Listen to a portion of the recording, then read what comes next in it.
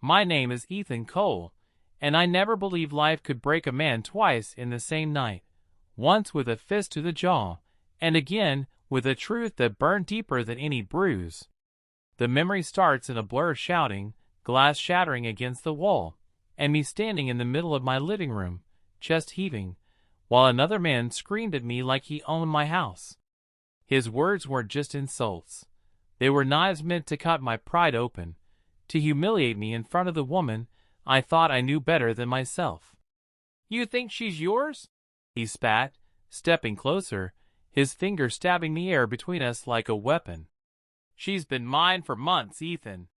Yours in name, but mine in every way that matters." I felt my blood boil, my fists curling so tight the veins threatened to burst through my skin. I didn't hesitate. My knuckles slammed against his face with a crack that silenced the room for half a second before he lunged at me and tackled me against the couch. We crashed down hard, and the sound of my wife's screams filled the air as she tried to pull us apart. But nothing could stop the storm I carried inside. I had trusted her, built my life around her, and now some stranger thought he could walk into my home, spit in my face, and claim her as his own? Not while I was breathing. He swung wild, grazing my cheek, and I drove my fist into his stomach. He folded for a moment, groaning, but came back up with rage in his eyes.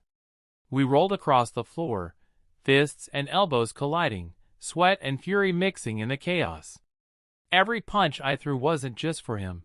It was for every lie I'd been fed, every late night work meeting, every unanswered question that suddenly made sense.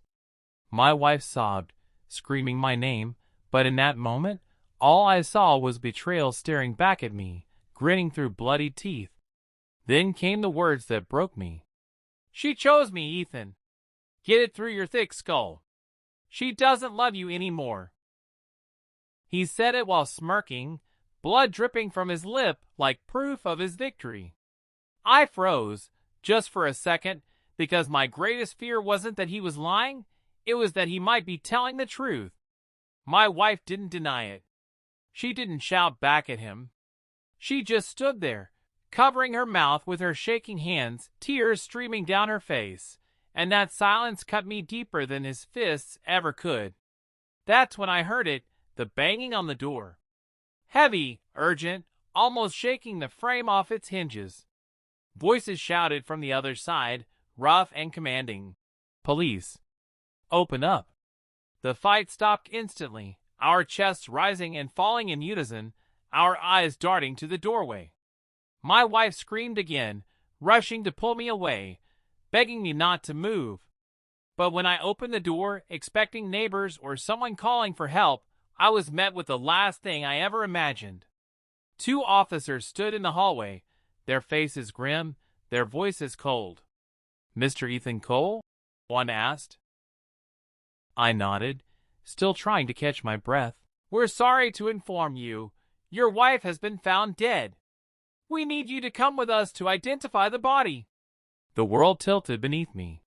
My wife was standing right behind me, trembling, her hand gripping my shoulder. Yet these men, real, uniformed police officers, looked me in the eye and swore that she was lying dead somewhere else. For a moment, I thought I had lost my mind. For a moment, I thought I was dreaming. But then, I realized this wasn't a nightmare. This was real. Too real. And if my wife was here, then who was the other woman lying cold on some slab in the morgue? I wish I could tell you that night was the beginning of answers. But it wasn't. It was the start of a labyrinth of lies, betrayal, and secrets so dark that every truth I uncovered felt like another blade carving into my chest. That night, I thought the fight in my living room was the battle. I didn't know it was only the opening round. Because sometimes the person sleeping beside you carries more shadows than you can ever imagine. And when those shadows finally step into the light, you're forced to ask yourself one question. Do you really know the person you gave your life to? This is my story. A story about trust, betrayal, and how the truth always finds its way to the surface, no matter how many lies are buried on top of it. If you've ever thought your life was safe, your marriage secure, your love unshakable, I need you to hear me. Because I was you. And what happened next nearly destroyed me. Sometimes the worst battles aren't fought with fists. They're fought with secrets. Sometimes the enemy isn't outside your home. It's the person you've been sleeping beside for years. And when truth finally shows up at your door, it doesn't knock politely. It breaks everything apart. So before you trust blindly, before you ignore the warning signs, ask yourself, what don't I know about the people closest to me? Because what you don't know can destroy you. If you've ever been betrayed, or if you've ever felt like life was testing your strength when you least expected it, then stay with me. This story is more than just about me and my wife. It's about every one of us who has ever been lied to, used, or made to feel like we weren't enough. And I promise you, by the end, you'll see that even in the darkest betrayals, truth can become your greatest weapon. The officer's words echoed in my head, like they'd been carved into stone. Your wife has been found dead. My legs went weak, my grip on the doorframe tightening just to keep me upright. Behind me, my wife, very much alive, trembling, clutching my arm, let out a broken sob, pleading for them to stop. But the officers didn't even flinch. Their eyes were cold, steady, as if they were used to breaking men in half with nothing but their voices. I don't understand, I stammered, my chest burning like fire. She's right here. You see her, don't you? She's standing behind me. I turned to them, pulling her forward, her pale face shining with tears. But when the officers looked at her, there wasn't even a flicker of surprise. No gasp, no confusion, not even a raised eyebrow. They just exchanged a glance. One of those wordless conversations that told me they knew something I didn't. Something I wasn't ready to face.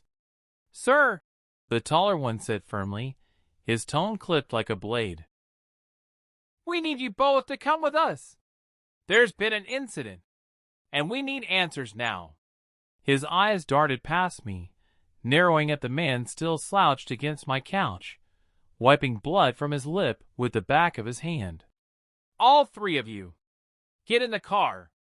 The room froze again. My wife let out another strangled cry, begging them to stop, begging me not to go. The man, her so-called lover, just smirked, shaking his head like this was some twisted play written for his amusement. Told you she wasn't yours, he muttered, pushing himself off the couch, his arrogance bleeding through every movement. My fists twitched, desperate for another round, but the officer's hand on his holster was enough to remind me that this wasn't the time.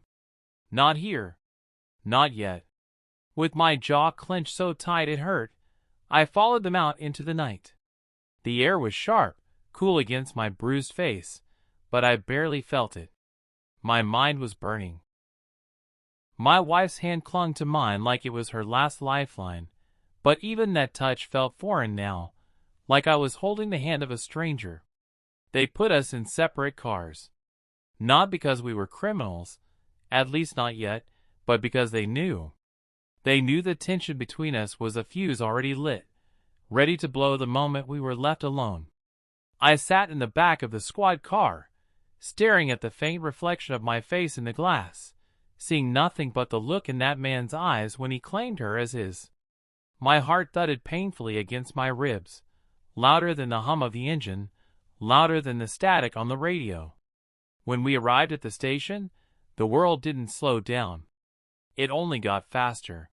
Papers slammed, phones rang, officers shouted across rooms. They ushered us into a harshly lit corridor, each step echoing like the thump of a gavel. And then, finally, we were thrown into a room together, me, my wife, and him. The three of us sat in silence, the kind that gnaws at you, makes your skin crawl, the kind where even the sound of your own breathing feels too loud. It was him who broke it. Of course it was. He leaned back in his chair, lips curled into a half smile, like this was his stage, and we were just the audience. "So, Ethan," he drawled, dragging out my name as if tasting it, "you ready to face the truth yet? Because the sooner you do, the sooner you'll stop looking like a fool." My chair scraped loudly against the floor as I shot forward, my voice low and sharp enough to cut. "Truth? You wouldn't know the truth if it punched you in the mouth. Which, by the way, I'll be glad to remind you of when these walls aren't between us." My wife gasped, clutching my arm, begging me to stop, her tears streaking down her cheeks like rain. But her silence earlier still haunted me. Why hadn't she denied his words? Why hadn't she screamed that he was lying? That silence was poison, eating away at the foundation of everything I thought I knew. The door opened before I could say more. An officer stepped inside, his face grim, holding a folder that looked heavier than it should. He placed it on the table, flipping it open, and slid a photo across the surface toward me. My breath caught in my throat. It was her. My wife. Or someone who looked exactly like her. Pale. Lifeless. Eyes closed. Hair tangled around her face. The kind of image that brands itself into your mind forever. My stomach lurched, bile rising in my throat as my hands trembled against the edge of the table. What is this?" I whispered, my voice breaking. "That's her. That's her face. But she's sitting right here. She's alive." The officer's eyes hardened. "That's why you're here, Mr. Cole. We found this woman, your wife's identification on her, her belongings, her wedding ring. And yet—" His gaze shifted slowly to the woman sitting beside me, clutching my hand. "Your wife is also here, alive. So we need to know, who is she? And who is the woman lying in the morgue?" Silence again. Crushing, suffocating silence. My wife shook her head, sobbing harder now, her words spilling out like broken glass. "I don't know, Ethan. I swear I don't know. Please, you have to believe me. I've never seen her before. I don't understand what's happening." But doubt had already sunk its claws into me. I wanted to believe her. God, I wanted to. But how do you explain the impossible? How do you look at a photo of your wife's dead body and then turn to see her alive, breathing, crying beside you? Nothing made sense. And in that confusion, trust becomes the first casualty. The officer leaned forward, his voice sharp. "Mr. Cole, we need to know everything. Who's this man? Why were you fighting? And does this have anything to do with the victim we found tonight?" His eyes drilled into me, demanding answers I didn't have. My mouth went dry, my chest constricting as the walls closed in. I glanced at my wife, then at him. He was smirking again, like he held a secret just out of reach, one that could burn everything to ash if spoken aloud. And that's when I realized this wasn't just about betrayal. This was bigger. This was darker. And somehow, I was already trapped in the middle of it. Sometimes the people closest to you don't just hide lies, they hide entire lives. And when those lives crash into yours, you're left standing at the edge of truth, wondering which way to fall. The drive home from the station was the longest ride of my life, even though it couldn't have been more than 20 minutes. The silence in the car was so heavy it felt alive, sitting between us, breathing down my neck. I gripped the steering wheel until my knuckles went white. The image of that photograph burned into my mind. My wife sat in the passenger seat, staring out the window, her body trembling like a leaf in the wind. She wanted to say something. I could feel the words clawing at her throat, but every time she opened her mouth, nothing came. Streetlights flickered over us in intervals, casting her face in harsh shadows, and for the first time since I'd known her, I couldn't read her expression. She had always been an open book to me. I used to joke that I could tell what she was thinking before she even said it. But tonight? Tonight, she was a stranger. And the stranger sitting beside me was supposed to be my wife. When we finally pulled into the driveway, the house looked different. The windows stared at me like judging eyes, the walls holding secrets I hadn't noticed before. I killed the engine, but neither of us moved. The tick of cooling metal filled the silence until I couldn't take it anymore. "Who was she?" My voice cracked the air like a whip. "Don't tell me you don't know. Don't tell me you've never seen her before, because I swear to God, if you lie to me one more time tonight—" She flinched, turning toward me with tear-filled eyes. "Ethan, I don't know. I swear on everything I have. I've never seen that woman in my life. Please, you have to believe me. Why would I lie about something like this?" Her words stung, not because of what she said, but because of how desperately she said it. Desperation was its own kind of mask, and I couldn't tell if it was covering up innocence or guilt. I ran my hands over my face, groaning into the darkness, trying to steady the chaos inside me. "You think it's easy to believe you after tonight?" I shot back, my voice breaking. "After finding out you've been sneaking around with him? After he stood in my living room and told me you chose him over me? And you didn't deny it, you didn't say a word. Do you have any idea what that silence did to me?" She sobbed harder, clutching my arm like she was holding on for dear life. "I didn't say anything because I was scared. Because I didn't want to make it worse. You were fighting, Ethan. You were both out of control, and I thought—" She broke off, her words dissolving into sobs. "I thought I'd lose you if I said the wrong thing." I pulled away from her grip, the cold air rushing into the space between us. "You already lost me the moment you let him into our life. Don't you get that?" My voice cracked, raw with the kind of pain no punch could ever cause. For a long moment, the only sound was her crying, the steady rhythm of it hitting me harder than any officer's question back at the station. I wanted to believe her. God, I wanted to. But belief felt like a luxury now, something I couldn't afford when the truth had already nearly buried me alive.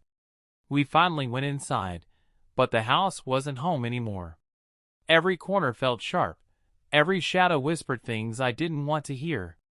I poured myself a glass of water, my hands trembling so badly half of it spilled onto the counter.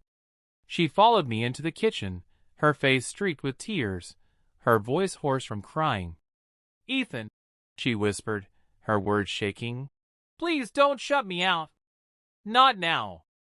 We have to face this together. Whoever that woman was, whatever this means, we'll figure it out. But you can't stop trusting me.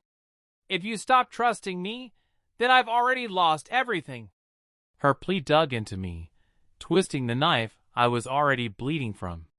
I wanted to scream at her, to throw every accusation I had bottled inside, but something in her tone stopped me. It wasn't just fear, it was something deeper, a weight she wasn't ready to name. I set the glass down, staring at her with a fury I couldn't hide. "Then tell me the truth. All of it. No more secrets, no more silence. Who is that man to you? What was he doing in our house tonight? Why does he claim you as his?" She froze, her lips trembling, her eyes darting away. For a heartbeat, I thought she'd finally break, finally spill the confession I'd been waiting for. But instead, she whispered something that chilled me to my bones. "You don't understand, Ethan. If I tell you everything, you won't just hate me, you'll never forgive me." The room tilted again, my knees threatening to give way. My voice came out as a growl. "Try me." But she just shook her head, covering her face with her hands as if hiding from me, from herself, from the truth that hung in the air between us like smoke. That's when I realized, whatever she was hiding wasn't just about an affair. It was bigger, darker, dangerous enough to make her choke on the words. And me? I was standing in the middle of it, blindfolded, bleeding, desperate for a light that may never come. Sometimes the lies we suspect are not nearly as deadly as the truths we don't. And the silence of someone we love can hurt more than their betrayal, because silence leaves you trapped, wondering whether the person you trusted most is protecting you or protecting themselves. I hadn't slept at all. I lay in bed, staring at the ceiling, listening to the shallow breaths of the woman beside me. My wife. My wife who was alive, warm, real. Yet somewhere across town, another woman with her face was lying in a freezer drawer.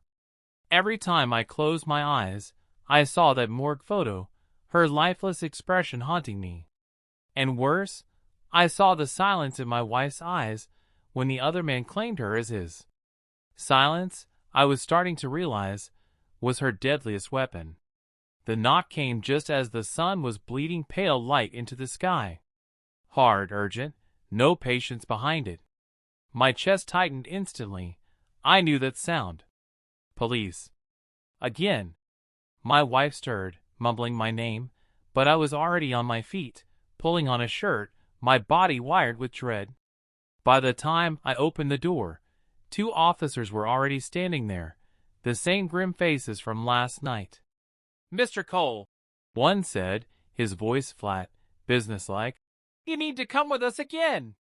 We've identified the victim, and we believe this directly concerns you." My wife appeared behind me, her hand clutching my arm, her voice trembling. "Please, don't take him again. He hasn't done anything. He's just—" The officer cut her off. "Ma'am, you'll want to hear this too."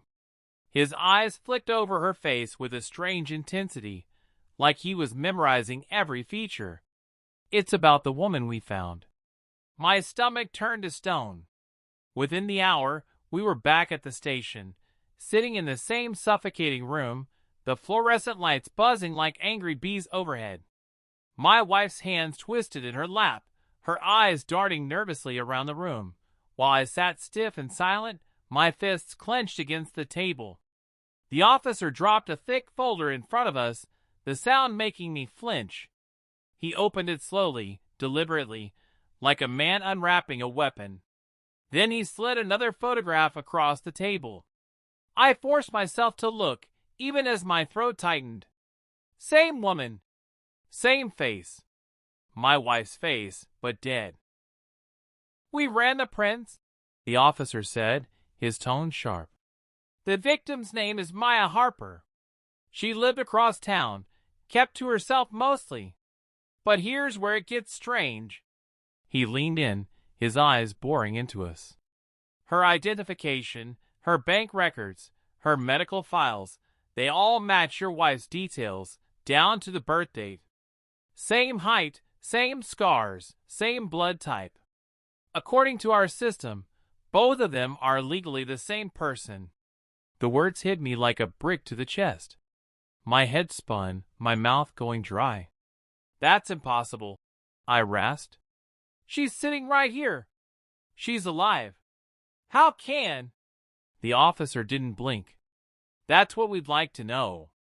Because right now, Mr. Cole, it looks like your wife is living under 2 names, and one of them is lying in our morgue." I turned to her, my heart hammering against my ribs. She was pale, trembling, her lips parted in shock. "Ethan," she whispered, her voice so thin I could barely hear it. "I don't know who that is." "I swear to you, I've never used another name. I don't know why." "Don't," I snapped, my voice breaking like glass. "Don't you dare lie to me again. Not after this. If you've been hiding something, if you've been living a double life, tell me now, before it destroys us both." Her eyes filled with tears, her body shaking violently. "I'm not lying. I don't know why this is happening. Please, Ethan, you have to believe me." But belief was slipping through my fingers like sand. My mind raced with images of her sneaking out late at night, of hushed phone calls, of that man smirking in my living room. Every unanswered question of the past year came roaring back with sharp new teeth. The officer slid another paper forward, this time a report. And there's more. We pulled security footage near the crime scene. The victim was seen entering a car just hours before we found her body. A car registered to your wife. He paused, letting the words sink in. Same make, same plates. The room spun.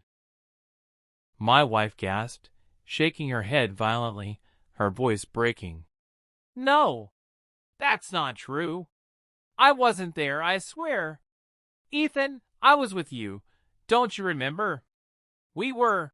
She cut herself off, her eyes wide with terror, like she'd realized she'd said too much. I narrowed my eyes, leaning forward. We were what? Say it.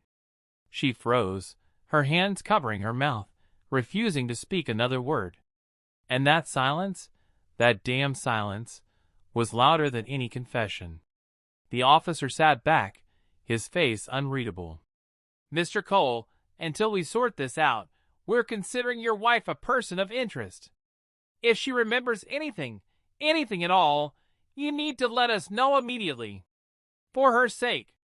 They dismissed us not long after, though the weight of suspicion hung heavy over every step we took leaving the building. I walked out into the morning light with my wife beside me, but I felt utterly alone.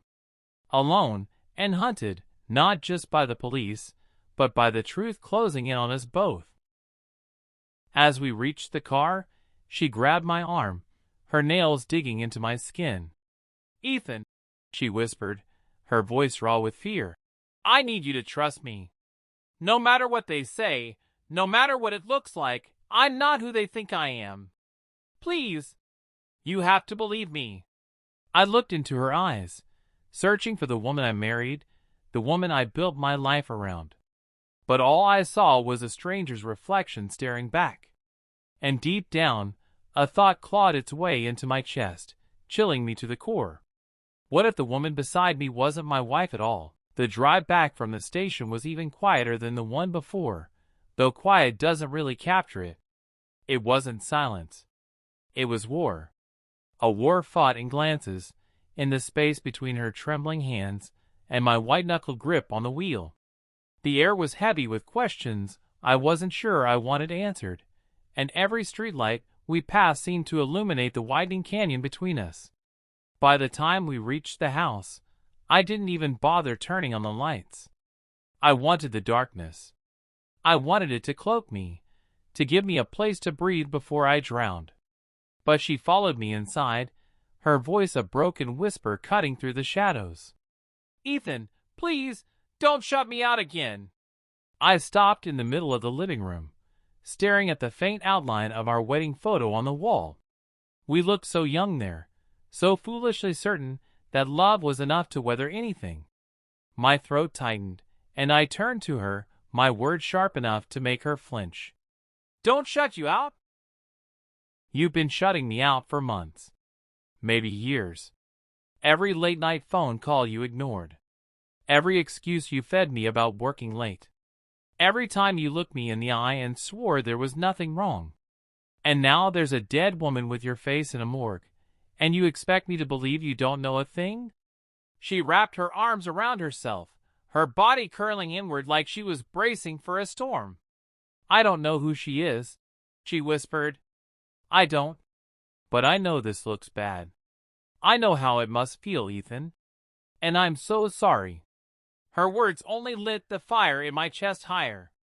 Sorry doesn't cut it anymore. Do you understand what the police think? Do you understand what I think? You're either lying to me, or you're hiding something so big it could destroy us both. So which is it? She shook her head, her tears streaming, her voice trembling so badly the words nearly broke apart. I can't tell you everything. Not yet. I slammed my hand against the wall, the sound echoing through the house like a gunshot. Not yet? Do you even hear yourself? A woman is dead, and her fingerprints match yours. Her face matches yours. If you don't tell me the truth now, there may not be a later. She froze then, her hands covering her mouth, her whole body trembling. For a long moment, I thought she'd retreat again into silence. But something shifted in her eyes, a flicker of resignation, like she knew there was no more running. When she spoke, her voice was hollow, carrying the weight of years she tried to bury. Ethan, My name isn't really Anna. The word slammed into me, knocking the breath from my lungs. I staggered back a step, my hands gripping the back of a chair just to steady myself. What? She swallowed hard, tears streaking her face. The name you know me by, Anna Cole. It isn't the one I was born with. I changed it years ago, before I met you. I never wanted you to know. I thought if I left that life behind, if I buried it deep enough, I could start over. I could be yours. My chest ached, each breath sharp and shallow. So what's your real name? Her lips trembled, but she forced it out. Maya? Maya Harper. The room spun. My vision blurred. I stumbled back another step, shaking my head violently as though I could fling the words away.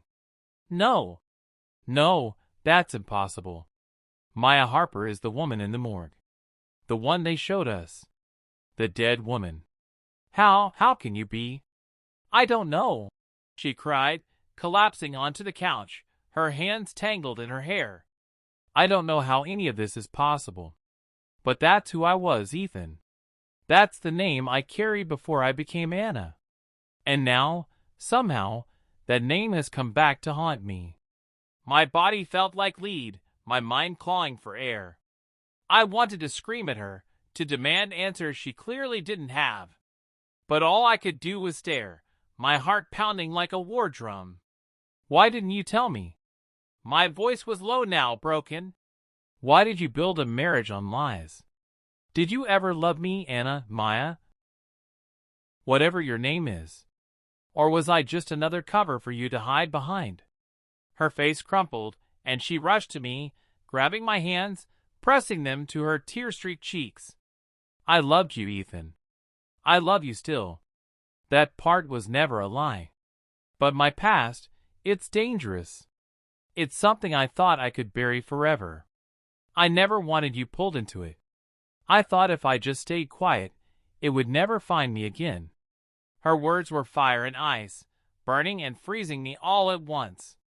Part of me wanted to believe her. Part of me wanted to throw her hands away and walk out the door. But I was trapped by love, by fear, by the sickening knowledge that my life was unraveling faster than I could catch it. I pulled back, my voice a whisper. And that man? The one in our house last night? What does he have to do with this? She shook her head, her tears spilling again. He's part of it. He knows things.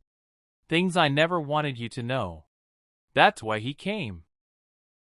That's why he's pushing between us.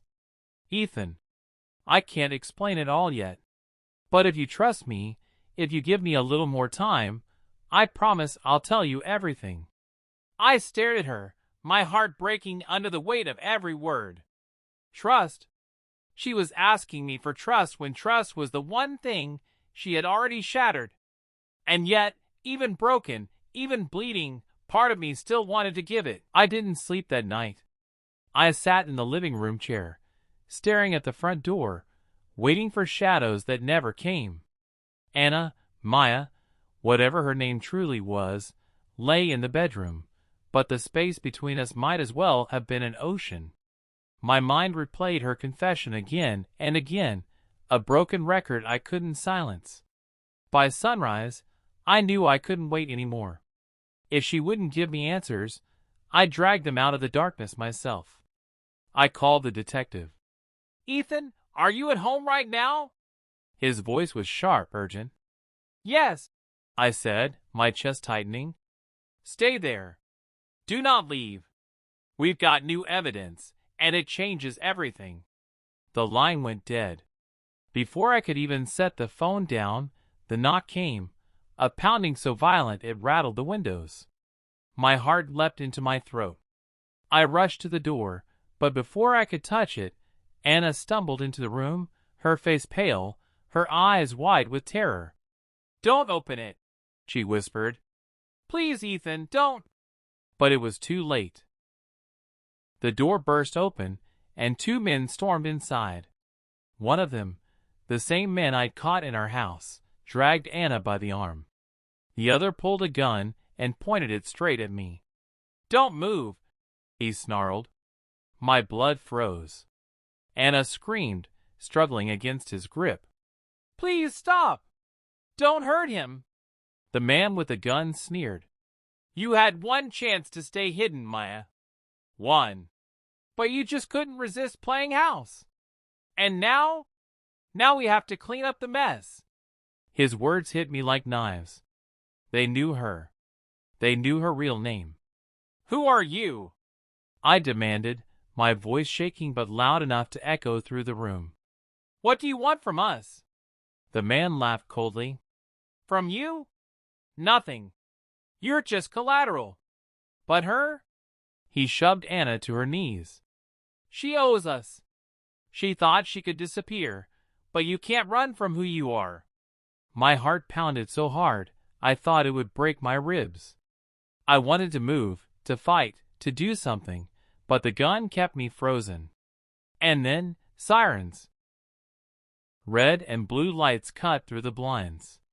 Tires screeched. Doors slammed.